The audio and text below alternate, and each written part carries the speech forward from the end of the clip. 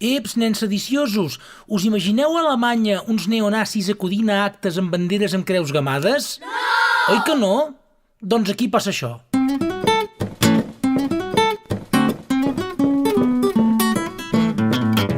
He vist unes banderes espanyoles que a sobre del vermell el doble groc no hi duen les columnes amb les cintes i l'escut coronat no el veig enlloc.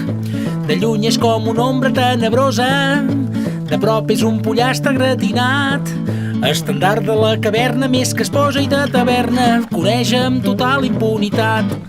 La bandera amb el pollastre és il·legal, Sí, no? i en veiem arreu com si fos ben normal. Sí, no? Però prenen les teulades i la treus en una grada i ves que piules que t'inculpa un tribunal. Sí, no? La bandera amb el pollastre és il·legal, Sí, no? i en veiem arreu com si fos ben normal. Sí, no? Si aquesta feixista Espanya perpetrés això a Alemanya, no caldria preocupar-nos per aquest mal. Sí, no?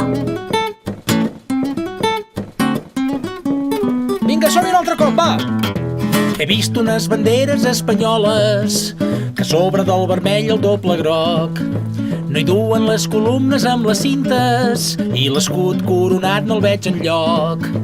De lluny és com una ombra tenebrosa, de prop és un pollastre gratinat, estendard de la caverna més que esposa i de taverna, coneix amb total impunitat.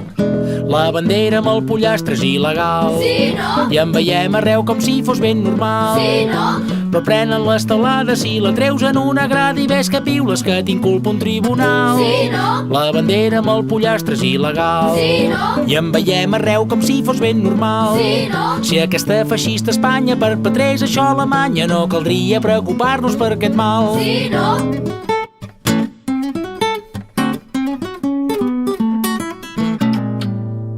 Quina angúnia fan aquestes banderes! Sí, tio. I por també, eh?